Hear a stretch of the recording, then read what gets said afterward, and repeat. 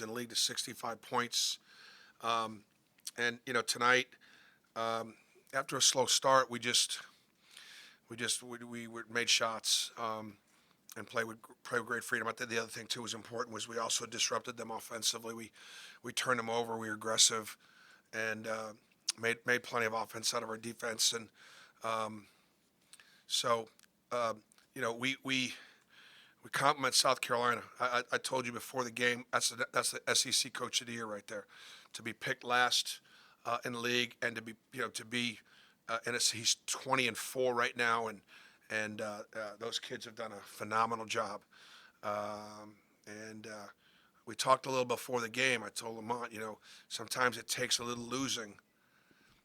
And he came in last year, and it was his first year, and didn't go as he kind of go as it planned. But then you have their guys' attention, and they'll do anything to win.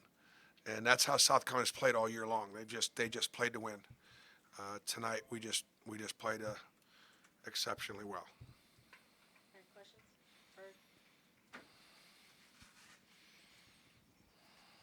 Bruce, the turnovers way down for you guys after struggling in that area the last game. Just what was the key to making sure y'all took care of it, but also disrupting them on defense because they don't turn the ball over a ton as well. Just winning that turnover battle.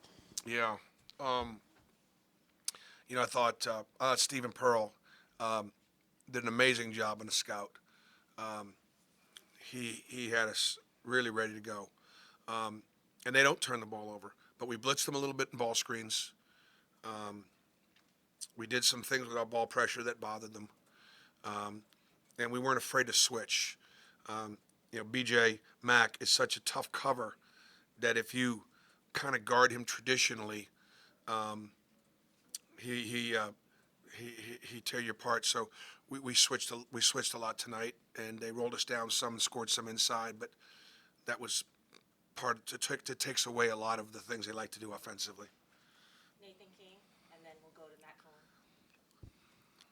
Bruce, Jalen and Janai against Alabama combined for 50, 44 for them tonight. But tonight, obviously, a lot of it outside of the arc. I guess, how does that speak to their versatility for y'all in the front court? And what did you see from them being able to score so well from 3-point range? I don't know. Jalen's 5 for 7 and Janai's 4 for 5. So when you get 9 3 balls from your starting front court, it kind of makes everything you might try to do offensively work, right? There are picks and rolls and there are picks and pops, and now after Janai popped a few, I'm never going to get him to roll. But that stuff that makes you hard to guard. It makes you hard to guard because what do you do? Because if you don't switch, we're going to get those shots, and if you do switch, then we're going to have mismatches on the inside. So it's not rocket science. All right, Matt Cohen and then Jacob. I guess following up on that, especially kind of when you look at playing a lot of 5-out offense, how have you seen? Maybe you might not get 9 threes out of those guys every game, but how the ability to see Janai make more threes regularly kind of help the spacing of your offense, especially in those 5-out sets. Yeah,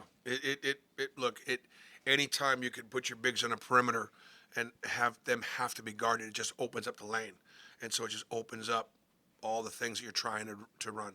I also think that, again, it doesn't get studied and talked about enough. Certain matchups are certain matchups, and so the way we guard or the things we do offensively worked really well against South Carolina tonight, and against Florida and that matchup, the way they play, the way we played, didn't match up very well, for us. So I'm glad that we were able to play for 40 minutes. I'm glad that we were able to turn them over. Our assist turnover ratio, the fact that we scored 101, but we did it with 22 assists and only 7 turnovers speaks a lot. And I think that we demonstrated some versatility defensively. We've got a challenge. We'll have our challenges against Kentucky, the way they play, and with their size and with their athleticism and other things that they do. That is going to be a tough matchup for us. Jacob and then Mackenzie in the back. Bruce, it's another great performance here at home against one of the top teams. the top team in the SEC. How can you ensure that that happens again this Saturday versus Kentucky, and then try to do this on the road a couple of times? Yeah, you can't ensure that. They're kids, and the crowd obviously elevates their play, and it sometimes can bother the opponent. You put those two things together, and that's why you work to have a great home court advantage. At the same time, we've won 3 road games in the SEC, and I think we've got I think we're 3-3 in the league, and we've got what do we have? 4 more opportunities, maybe. Is that right? Maybe 3.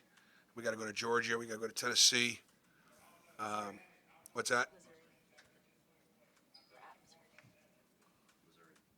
Missouri. Thank you. So we have 3 more opportunities to play on the road. The team picked up its 20th win today, so where's the confidence level heading into this weekend and just overall? That's interesting. I didn't even know that it was our 20th. That's sort of a number that matters to coaches. We pay attention to 20.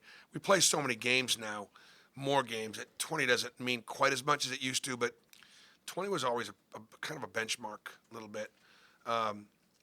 Like 21 wins, which we had last year, was 11th most wins in the history of Auburn basketball.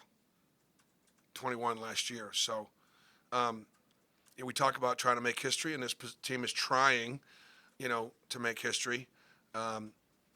There's no better opportunity than having Kentucky national television, college game day.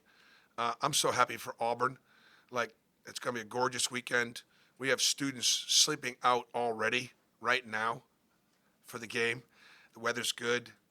There are going to be some fun activities out there for our students. So it'll be a great weekend. And I want our kids to be able to enjoy it.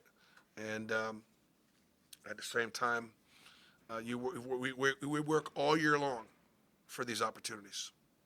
Ferg and then Mike. Bruce, you ran Denver at point a couple times. What kind of went into that decision? What did you like, having him there? Denver's one of our best defenders and one of our older players. And, the fact that KD and Denver are both playing pretty well, and they're both such good defenders, having them be just at the 2 spot with only 40 minutes, 20 and 20, kind of feel like they need a few more minutes. So we took a look at Denver at some point. He had played there earlier in the year, and so it makes us just a little bit bigger and a little better defensively. Mike and then Henry in the back. Oh, Coach, obviously Janai and Jalen had great games tonight, but Trey Donaldson continues to play efficient minutes for you. Can you talk about the maturation of his game from year 1 to year 2 and what you're seeing out there from him? Yeah, Trey is he's fun to watch out there. I'm harder on my point guards than any other player on the floor. So if you see me hollering at my point guards more, that's because it's sort of like Coach hollering at his quarterback or baseball coach kind of hollering at his pitcher. They got to control the game, and I think Trey's got a really good understanding of our offense and what we're supposed to do, and he's a competitor. He's a physical defender, and he plays at a good tempo the way we like to play. He plays fast, he plays good, and he's not afraid to make plays. I think the other thing too, what you got to understand is you got to make plays defensively. You just can't sit back and be defensive and let them run their stuff and let them be comfortable, and you got to fly around a little bit, and that's why KD is effective without fouling. That's why, Chad Baker, he's quiet tonight, but he still does so many things out there. But that's the thing about us having a good team. We had a couple of couple guys that were quieter tonight. That's fine. That's why our depth obviously matters. But we didn't have a turnover at the point guard position tonight from either Trey or Aiden, which was really positive. Last question, Matt. It's kind of on the point of Aiden there. I think this was his season low in minutes. Obviously, his scoring has not still been there, but like you mentioned, he doesn't turn the ball over. How has he produced maybe when he's not scoring, or I guess what kind of have you seen in him as he's been maybe struggling scoring the ball but helping elsewhere? It's you look out there, and every one of the guards in South Carolina are 4th and 5th year guys. And, KD's a 4th year guy. Denver's a 4th year guy. It's Chad Baker's probably an 8th year guy. I'm not sure exactly what his math is, but it's just It's older, more experienced players have some advantages, and that's and I think that's part of it. So.